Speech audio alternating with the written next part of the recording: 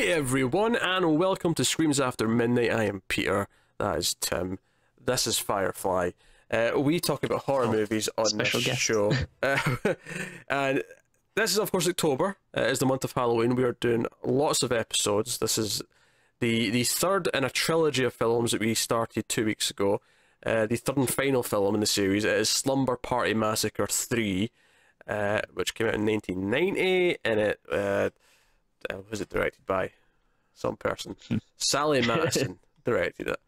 And it's, it's kind of, group of girls have a slumber party, guys show up, because of course they do, and there's a killer, and he's got a drill, kind of like the last two movies, and that's what it is. That's the movie.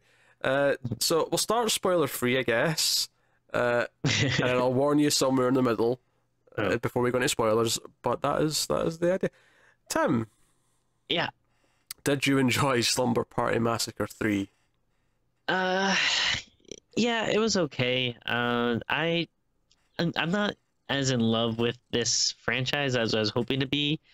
I mean, again, we've been saying this a lot, like, since the first movie you brought it up, that a movie called Slumber Party Massacre, you kind of know what you're getting into. And yeah, I don't know, it just didn't work for me. Like, it's a decent slasher. Like, there's a lot of goofy, cheesy, 1990, but it feels very 80s, I think. But so there's like, cheesy 80s stuff in it that is funny, but not like so over the top that this would make me love it. So yeah, I mean, I had fun, but it's just okay to me. It doesn't reach like some of the heights as like other cheesy or bad movies. Firefly's telling me what he thinks. What's that, Cat? What's that?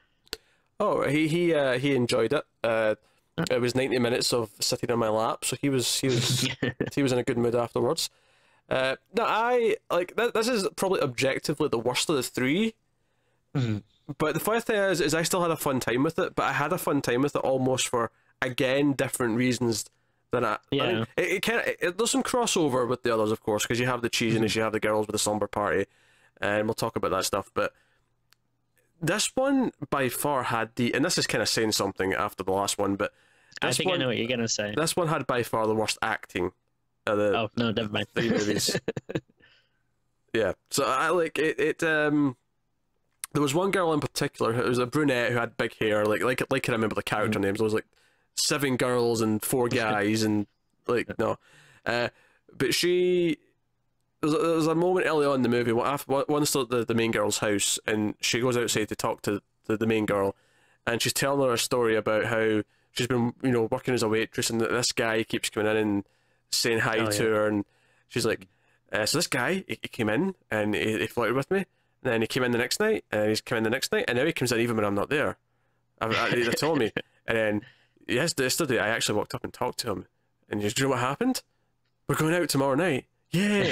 And the entire conversation, all she was reminding me of, the way she was talking and the way she kept kind of pausing but kind of running on at the same time, it reminded me a lot of the mother from Birdemic. Oh, it's high praise. That is genuinely what it reminded me of. And if you've not seen that won't mean much to you, but let's just say terrible acting, can't deliver lines. And there was other characters and actors doing that in this movie, but she was consistently, at least the other actors would occasionally have a good line. Like, it was hit and miss, whereas every line that came out of her mouth, it sounded like she was reading a page. Like she had the script in front of her and she was reading the script. Yeah, there's like some funny scenes with the dialogue and the bad acting, but again, it just doesn't, I feel like, go far enough to the point where I'm like, oh man, I was laughing every second of this movie. It's hey, it's not a good movie, but it's like really hilarious. Like, there were definitely parts I was laughing for sure, but then there were other parts I was just kind of like a little bored.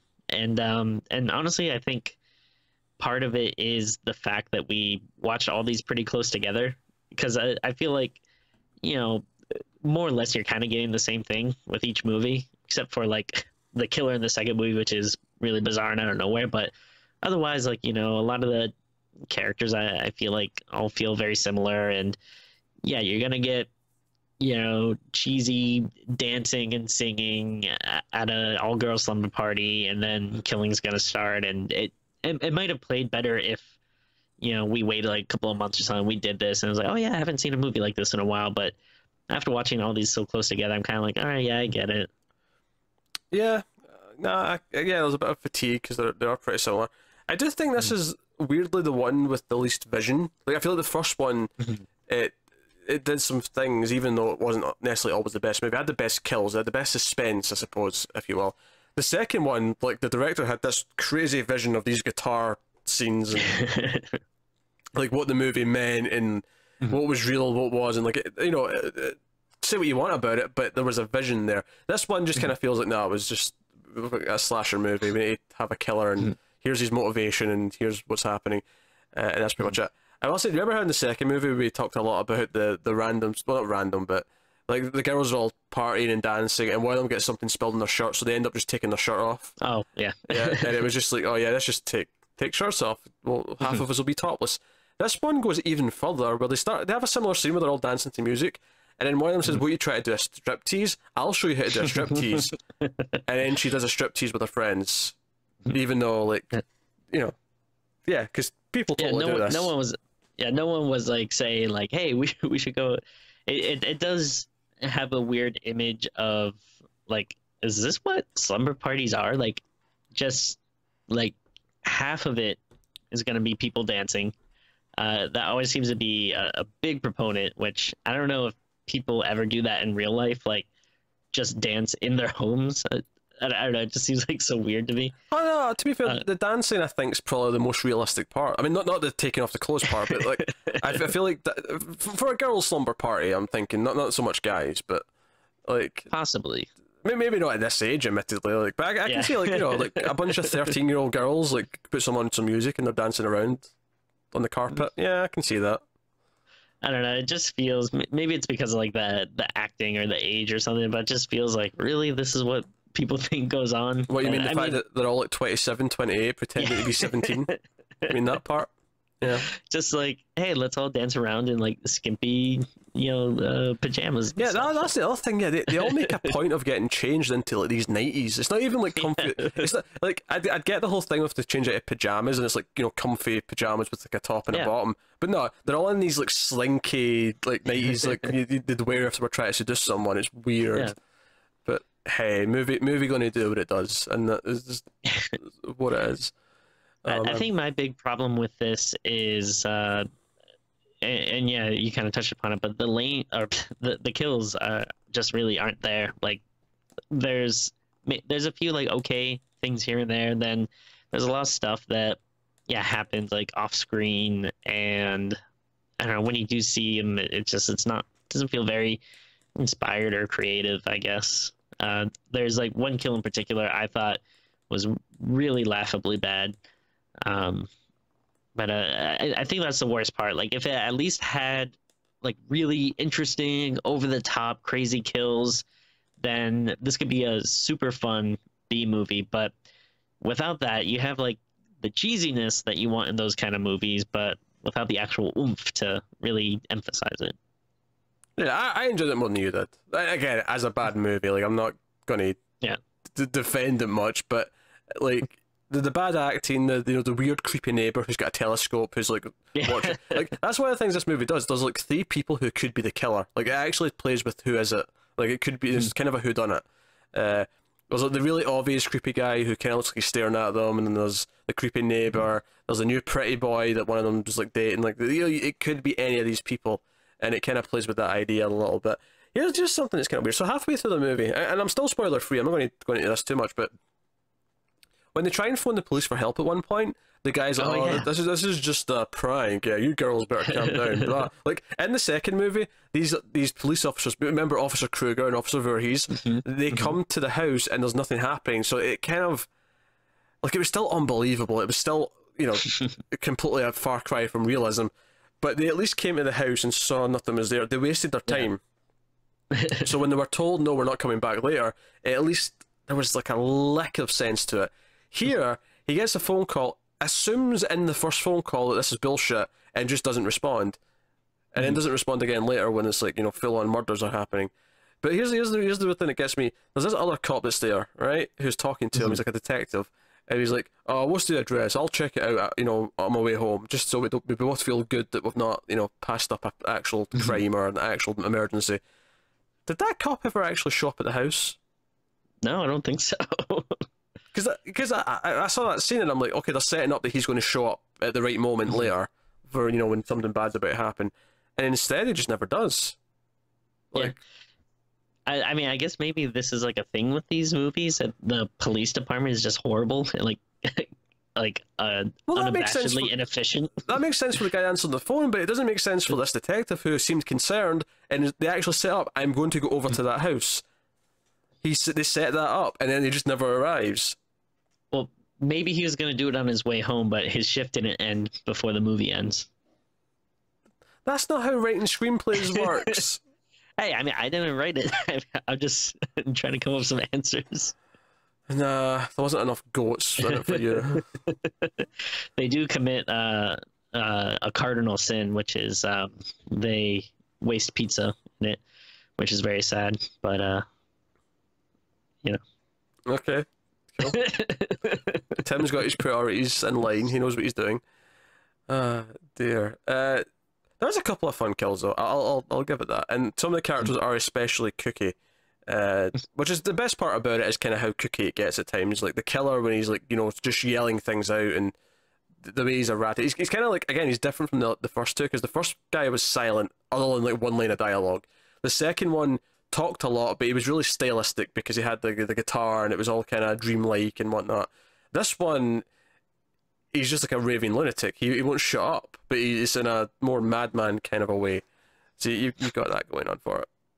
I have some questions about the killer once we get into spoilers. Because I don't know if I'm supposed to know more about him or what, but it felt like there was supposed to be more, and they just kind of forgot to leave it. Kind of like how the cop never showed up. Like the script just kind of lost that page. I think I mean, correct me if I'm wrong, but I kept thinking that there was going to be some connection between him and the other movies, but you don't really get that. I thought it was going to be as well. I thought the exact same thing, but well. Okay. All right. So I'm glad it's not me. I didn't know if I was not remembering a character or something, but. No, yeah, you're good. You're good. So I think that's basically the spoiler-free review. Anyway, as far as just overall quality, I'd say, yeah, it is much like the last one. It's not a good movie. It's probably the weakest of the three on an objective level, because the acting is so poor and things make even less sense than they did before. I will say, we watched the extended unrated cuts, or the uncut version. How could you not? And you could tell, like, I'd actually be fascinated to watch this again, but the theatrical cut, because you could actually tell what scenes were put back in, because the quality, the image quality, because it looked quite good mostly. Like, the regular scenes look great, you know, on this Blu-ray transfer. Yeah. But then it went to like these scenes that had been inserted, and it suddenly went very blurry, and it was like, okay, right, I can tell what the added scenes were. But it was kind of fascinating, because some of these, like some of it makes sense because it's like a bit of gore and stuff, and that makes sense. But some of it was like middle chunks of scenes that, how would this make sense if you took that middle part out? Yeah, I don't know. I didn't think about it too much, but that's a good point. Like, it was weird. Like some of it was like these random shots in the middle of scenes, and I'm like, man, I kind of want to watch it without these shots just to see how it plays. Like, does it make sense? So you know what was funny is I was watching this. I bought the Blu-ray 2-pack of Slumber Party Massacre 2 and 3, and so I was watching this, and you know, when you go to play, it gives you the option for the theatrical cut or the unrated cut or extended cut, and so I chose the unrated extended one, and I started playing. I checked to see how long it was, and I was like, ooh, 87 minutes. Wow, they really beefed this up from the 75-minute runtime of the last two movies. Did you check the theatrical cut runtime? I'm curious. No, I didn't, but I was wondering, like, I wonder if the other version was 75 minutes, because the first two movies both were. Because IMDb says 87 actually, so but okay. That's the unrated cut. We've established that, so there has to be a shorter version. Theatrical is just 85. Oh wait, no. The theatrical is 75 minutes. Really? What? Why? It's so strange to me that these movies are like all the same length. And like such a particularly like short length. It's strange. To its credit, I never felt like it was bloated compared to the first two. It wasn't like, oh no, I wasn't like, oh my god, this is like Lord of the Rings extended edition. What's all these extra scenes? Oh my god, no. I mean, to be fair, I think the first two movies might be like two of the only movies we've done that are under 80 minutes. Like, yeah, that's real surprising. There's maybe one or two more that we've done, but like typically we're at least 80 minutes. Like that's just movie length. It has been for a long time. Yeah, but so strange. So strange. So yeah, full spoilers. We'll get into spoilers. So full spoilers for Slumber Party Massacre 3. Where to start? Slumber Party Massacre 3, the hip hop happening party place to be. I'm giving it a wacky subtitle because I think they should have them. Well, you know what? I was thinking I can't believe that none of them had like this subtitle, which I hope they at least had it on some poster or something. But one of them should have said like "you know the drill" or something at some point. Like, oh, that's pretty good. I like that. What's the tagline in this one? It's driller time, and this bit's for you. For the drill bit. Okay, I guess. Yeah, no, yeah. I get it, but it's not the same. What's the second one got? I like taglines. Oh, the second one doesn't have. I do too, actually. Yeah. Oh, I think it does. It's just that's the Blu-ray cover, and the Blu-ray cover doesn't have a tagline. Yeah. Come on, that's weird. It's the poster on the thumbnail, but not when you click on it. Right, I'm not giving up now. I need to know what the tagline is in this. It's bugging the shit out of me. The party begins when the lights go out. That's pretty shit. That's horrible. That does not play into what this movie is at all. Maybe the worst tagline I've ever heard. What's the first one? Oh my god, it's getting cut off. Oh, here we go. Close your eyes for a second and sleep forever. What? That's like Nightmare on Elm Street tagline. What does that have to do with Slumber Party Massacre? That's awful. What is this? Like, that makes it feel like, you know, he's attacking them when they go to sleep or something. Like the slumber is the least like part of it. All of a sudden, that shitty third one about the drill bits is the best one because it's the only one that's relevant to what the movie is. Jesus! Oh my god! Oh my god! I mean, I don't know. Like, I don't know. For shame, whoever. I'm actually kind of surprised the plot of one of these wasn't that they had a prank call thing and they pissed off the killer and that's why he comes killing them. Yeah, see that? I'm surprised that wasn't the plot of one of them. So I'm still not 100% sure what the killer's motivations are in this movie. We're in the spoiler territory. I think I said that, but we ended up talking about other stuff. But so just for the record, spoilers now, right? Ask your question. So, all right. So, what is he trying to do this because of his uncle, who was a disgraced cop? Is that? I got the impression his uncle molested him. Okay, so it felt like they were doing that, but then why? These girls. Yeah, why these girls? Why a drill? Like, I kept thinking that they were going to end up being that he was like the nephew of the original driller killer or something. Yeah, I thought they might do that. Although the original driller killer, like, he didn't, because we find out earlier on in the movie his uncle was a cop and the cop committed suicide. So I was like, okay, it can't be him specifically, but maybe it was related to the killer or something, or but they never do that. They just never. It's like just no. You hear him have like he hears visions of his uncle. He's like, "That's like your uncle. What was his name? Uncle Bob? Uncle Billy." Yeah, your Uncle Billy will always be there for you. It was really creepy. I'm like, okay, right, so his uncle molested him and trained him to be a killer, and it's creepy, but not in like a fun horror movie way. Like it's like, oh, this is the kind of creepiness I don't want. And then when it became clear they weren't really connected to the first movies, I thought, okay, maybe these girls, their parents had something to do with the case that led to his suicide or something. Like, there's a reason why he's targeting this group of people, and it never came. It just never happened. So I was like, okay. All right, so I'm glad it wasn't just me then, because sometimes I think like, did I miss something or check my phone at like the 1 second where they explained everything? That's I just believe that's the sort of movie that they explain it in 2 seconds though, so you could miss it. You could actually miss the whole thing by glancing at your phone. Hey, do you think this has anything to do with that guy that your parents said was gonna come and kill you? Like something dumb like that. Oh yeah, you're right. No, Kelly. There's like a lot of there's a lot of weird stuff in this. The guy you mentioned earlier, the really weirdo guy that is just in their house, like at the beginning, because he thinks it was an open house. Oh, you mean the neighbor? I thought you meant the weird on the beach. Yeah. Oh no, yeah, not even that guy. There's a weird neighbor, yeah, who comes in and he's like, "Oh, I thought it was an open house because the house is for sale. They've got a for sale sign out in the front lawn, front yard." Yeah, you don't. But open houses, you like set stuff up with real estate agents. You don't just see a sign and go, "Oh, open house, let's go in there." Yeah, so that's kind of a creepy moment. But then he's kind of really awkward when he's leaving. He's like, "Oh," he gets really close. Says, "Oh, can I look around and can I go up on the roof and all these weird things?" And then we see that he watches them from across the street with a telescope. So he's like suspect number one. Which, by the way, nothing ever happens. Even if he's, nothing happens with him though. Think about it. He gets to live the rest of his life as a real creep. he never interacts with them again. He calls the police at one point when he sees things happening, but we never see nothing ever actually happens. He never interacts with the rest of the characters again. Yeah. Come here, think about it. This movie has a lot of things it sets up and doesn't goddamn do. It sets up the cops coming by later in the movie. The cop never arrives. It sets up that this guy's across the street watching him in a telescope, but they never do anything with it. He never like goes over and does anything. One thing, I don't know. One thing I maybe will give a little bit credit for, that I guess was an okay setup, was the stuff with the bleach. I like that came into play. Okay, yeah, they're bleaching the killer. We're not done with suspects though, Tim. Hold on. Okay. So we had creepy man across the street, the neighbour.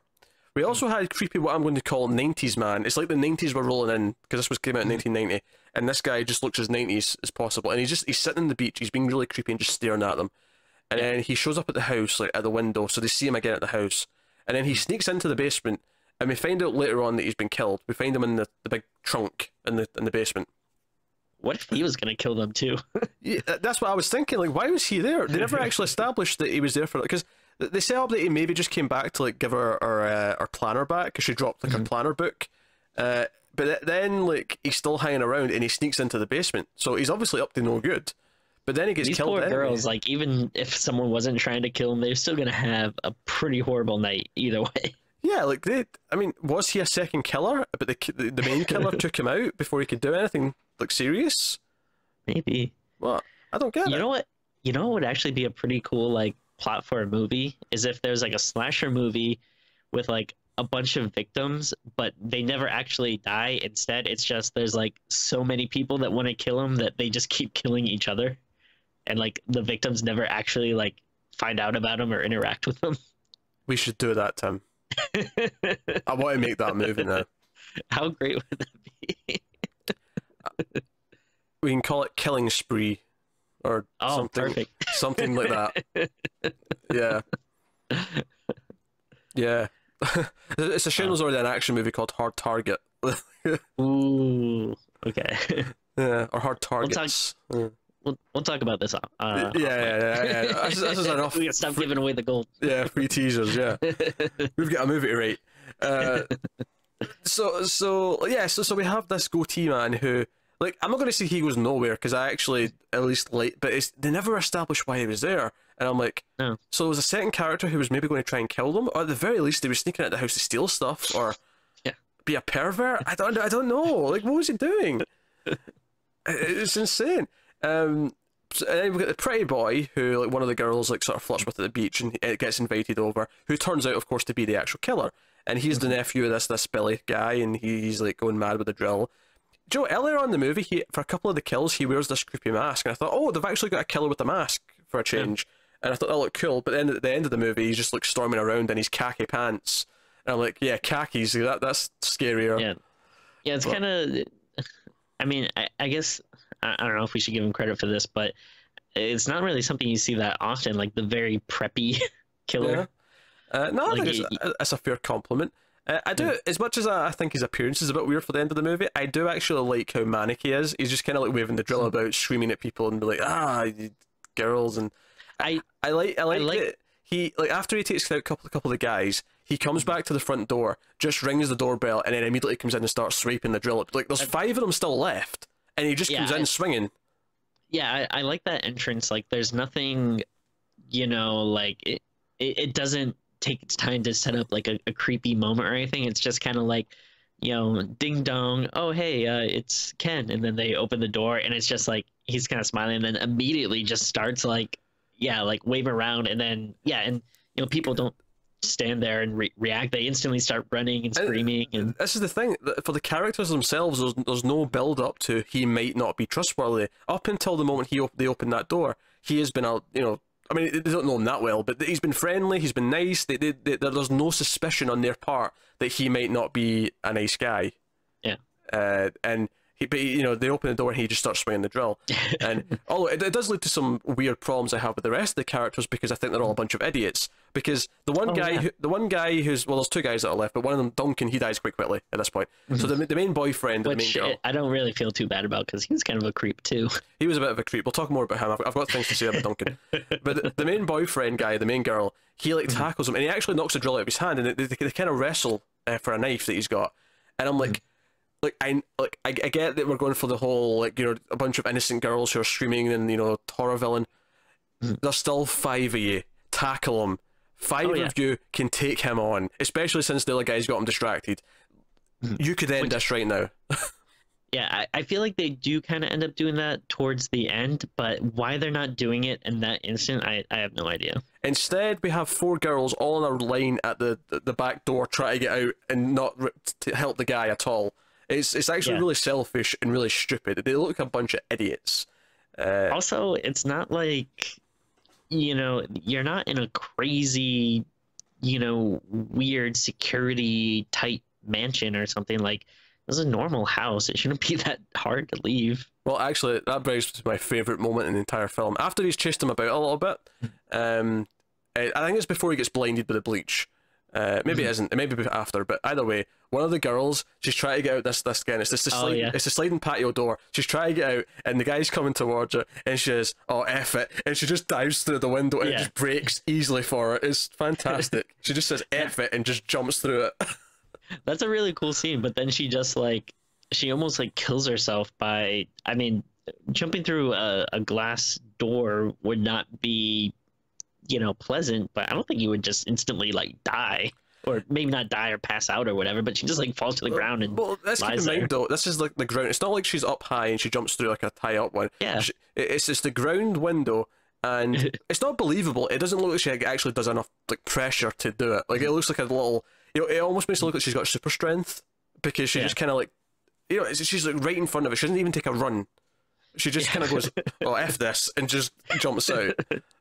It is a pretty cool scene. But I love it. I love it how ridiculous it is. It's probably my favourite moment in the film. My second favourite moment... Actually, I'm going to bundle a lot of moments together here, because it's kind of 3 things that are all kind of in sequence with each other. So, Ken and the girl he was flirting with, Ken, who turns out to be the killer, he's having sex with the girl he was flirting with, and she's just going for his pants, right? She's just going to, get the goods out. And as soon as her hand goes down there, he just gets this blank stare, and he's looking and he stares at her, almost like he's offended she's going for his crotch, even though she's already topless. This is clearly what's happening, Ken. Get out of the program. But he just gets this blank stare on his face, and I thought that was funny. And then he gets embarrassed, and he sort of leaves, and she goes for a shower afterwards. And earlier on in the movie, or at this point in the movie, actually, she pulls out the vibrator out the drawer, which, by the way, has a cable on it. And plugs into the wall, which I don't think I've seen before. I feel like I'm more familiar with the battery iterations of them. But she goes, "Oh, I guess it's going around, poor guys." Impotent joke, very good. Oh, yeah. Right? And then she goes into the bath, but then the killer comes in and plugs in the vibrator and throws it into the bath, electrocuting her. She dies by vibrator. Right? That's great. But my favourite moment of this whole thing, they find the body of the girl in the bath. This is with the first victim. This is the first time they know something's going on. Up until this point, they've been because the other guy, Michael, who was there earlier, he died outside, but they didn't really hear it properly. They had music on. They weren't letting him in because they thought he was a dick. But they find this body. They're all reacting and panicking, and they get up to the top of the stairs, and I can't remember what they say to trigger the moment. So someone either asks where he was, or they ask something, and he just freaks out, and it's a really moment of bad acting where Ken just goes, "She's in a bag, okay? She's in a bag in the cupboard, okay?" And it was a fantastic moment of overacting that I loved. So no, I like that. I like the plate glass window jump through, especially since she gives a little one-liner before she does. So I like that stuff. So I like the idea of the vibrator death scene, but I thought it was shot so crappily that, I don't know, to me it was like one of the lamest kills, because he drops it in, and then you see her behind the curtain, and all you see is she kind of like shakes a little bit, but like there's no screaming, there's no, you know, like body thumping to the ground, blood spilling out or anything. I guess it's the idea of it is more fun than it actually is on screen. The idea is fine. That said, I mean, this might sound dark to say this, but I feel like it'd been even better kill if he. I mean, it's hard to do this in the water, I suppose, but like, I like the idea of death by vibrator when it's actually being used. Sure. Yeah. You know, like it's actually, you know, up in there, and then like let's say the killer's rigged the vibrator to electrocute her. So she's got. You wouldn't see it all on camera. Obviously, you'd film it with a bit, well, as much class as one can do when they're filming a vibrator death scene. But I think that could be a fun death of like seeing like being electrocuted from the crotch. Yeah, like that could be good. That could be fun. Yeah, maybe like maybe she's using it like not plugged in or something, and then he goes in, plugs it in or something. But I don't know. I would think the vibrators would be waterproof, but hey yo. Well, the good ones anyway. Yeah. If they're doing the job correctly. She's probably using like some ancient vibrator her mom gave her or something. Well, to be fair though, most vibrators aren't plugged in at the wall, so they don't need to be waterproof because, okay, you've ruined the batteries, big deal. Yeah. Good idea, good effort, but probably could have been executed a little better. So eventually they blind him with bleach. Like, so one of them, like, they actually start to fight back a little bit, and they throw bleach in his eyes, and he can't see, and he's like sweaty. You know, he's like, and this is actually kind of a weird thing. Is it almost like I was like, did Don't Breathe rip this movie off? Because it kind of turns into Don't Breathe for like 5 minutes, where he's blind and he can't see anyone, and they're all like in opposite ends of the room. They're all like, you know, they're all shooting each other, and they're moving quietly.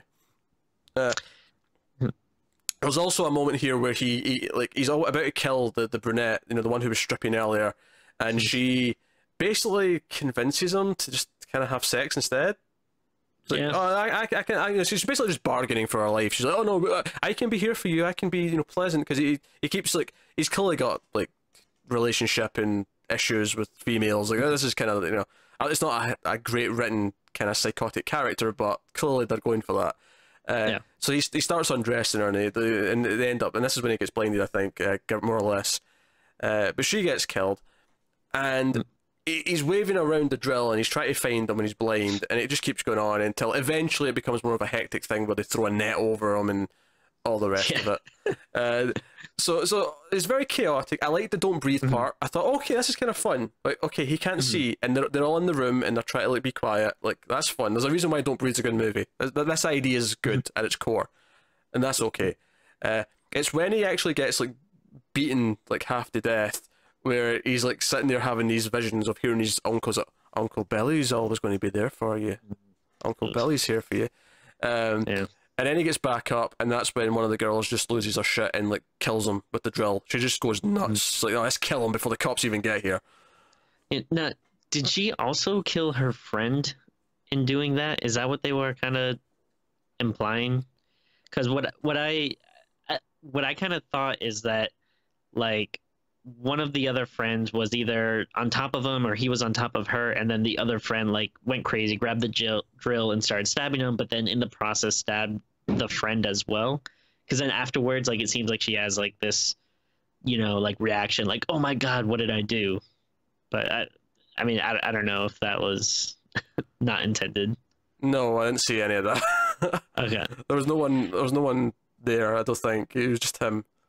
Well, there's another friend like on the floor that was dead next to him, but I don't think that was anything to do with. Oh no, it was to do with that, but it wasn't that moment. Like, that's who he was like killing when they started attacking him. I think that's why, like, I think a problem I have with a lot of this stuff is like, sometimes I feel like it's not like super clear, and then you don't see a bunch of like It's not. It's him. It's not the best shot movie. I happily give you that. Happily. Like I kind of like that first, that it does feel very manic, where he's like wildly, throwing the drill around. But then at one point it just kind of goes from, oh, this is a interesting manic thing, to now it just kind of feels like lazy, where he's just kind of swinging it and nothing. You're not really seeing anything. Yeah. So they kill him, and she sees the photo of like him and his uncle, like when he's a little boy, and that's kind of what we end the movie on. Is the photo becomes like part of the image, and then we go to credits. One scene that I did kind of gloss over, actually. So just keep in mind, the scene where Duncan trades shirts with the pizza delivery woman. Oh, not that one, but we didn't talk about that. So I just want to keep track of the things that the movie sets up. So guy with telescope never comes back into it. They also set up that when he looks through the telescope, it looks like they're attacking the killer and not the other way around. Oh, yeah. It looks like he's the victim. And I thought, oh, that'll come into play. He'll tell the police something like that. And then it doesn't matter, because we never see the police. We hear the sirens at the end of the movie, but that's it. And he never comes back, so that doesn't matter.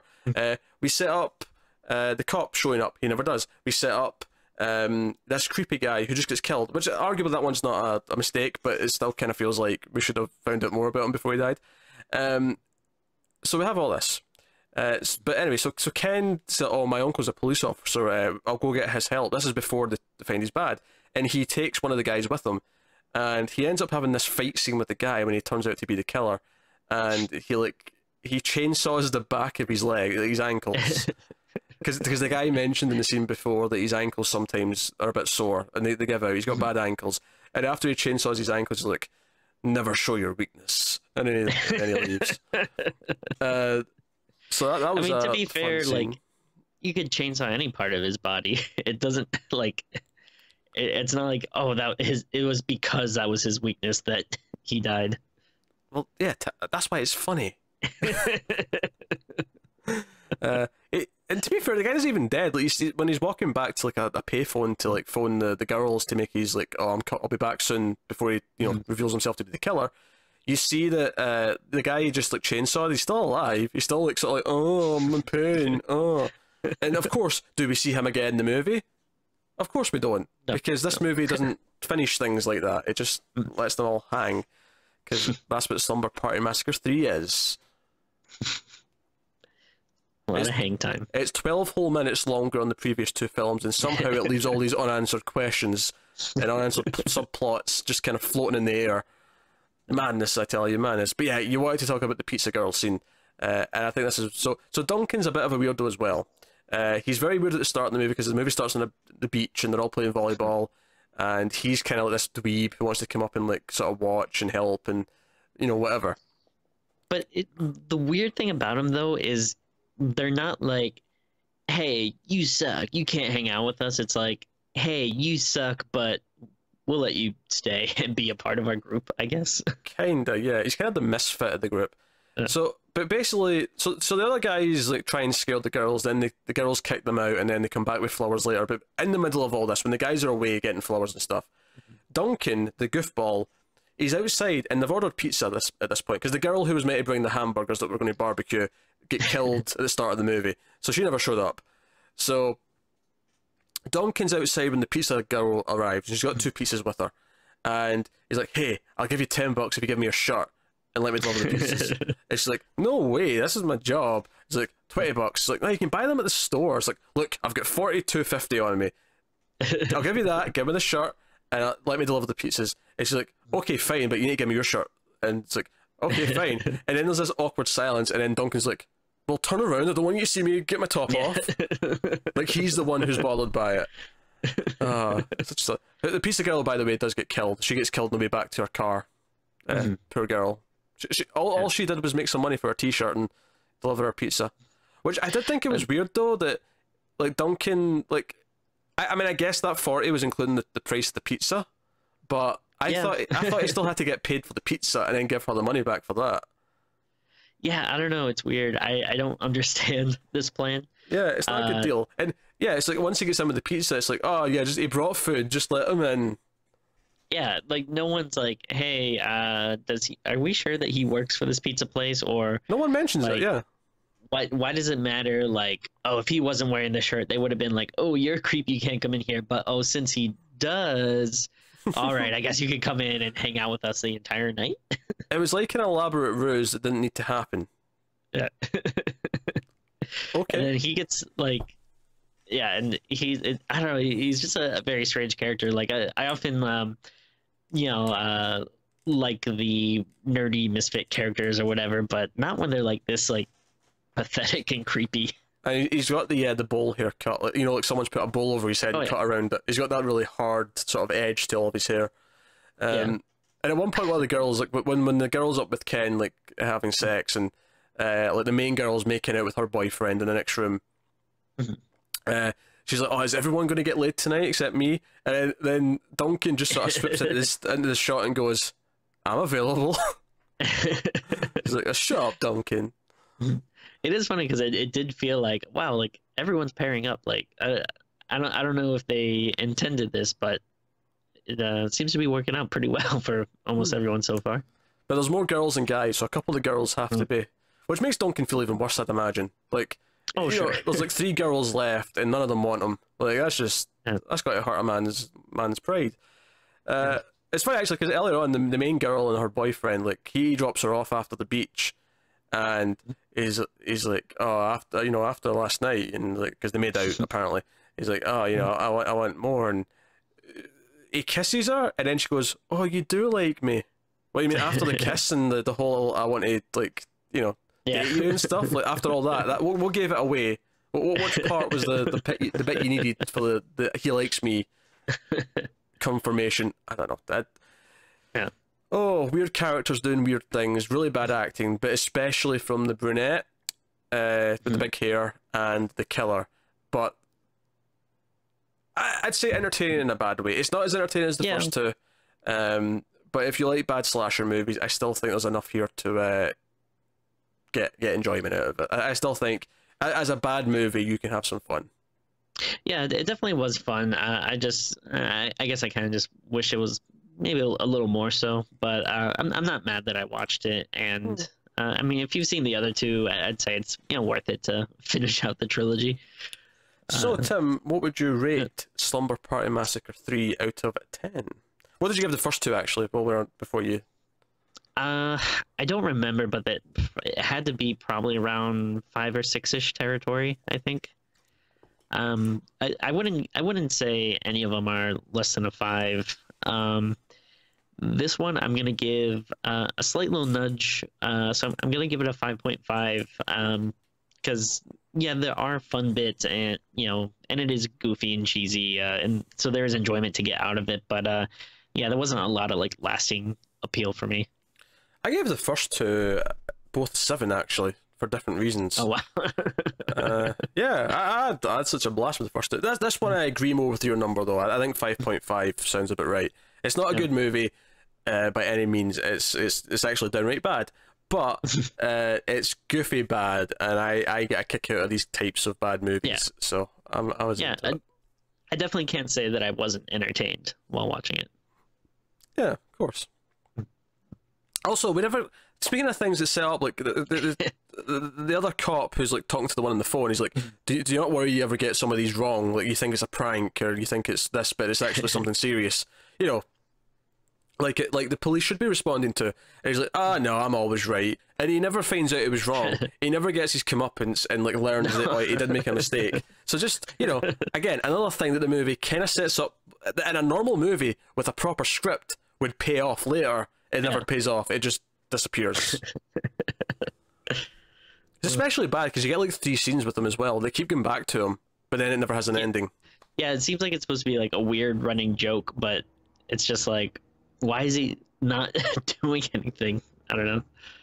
Oh well, there you go. That is Slumber Party Massacre number 3, the final in the franchise. Oh, we can only hope that one day we get the 4th movie. One day. Well, who knows? Other franchises or have had long gaps in their sequels. The $50 million remake, maybe we'll get that. The reboot. Slumber Party Massacre Episode 1. I wouldn't put it past them. Party time.